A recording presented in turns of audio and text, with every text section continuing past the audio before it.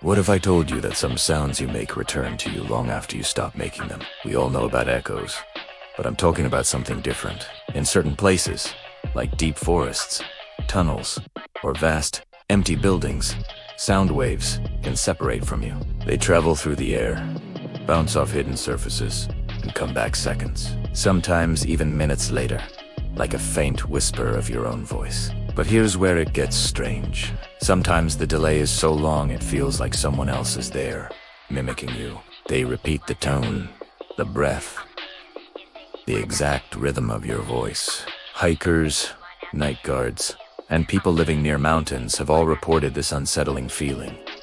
Hearing footsteps, whispers, or their own voice returning from a direction where absolutely no one is. It's not a ghost, it's the earth itself, speaking back in a delayed echo. So remember, not every sound disappears. Some of them come looking for you. If this gave you chills, like the video, comment, and subscribe for more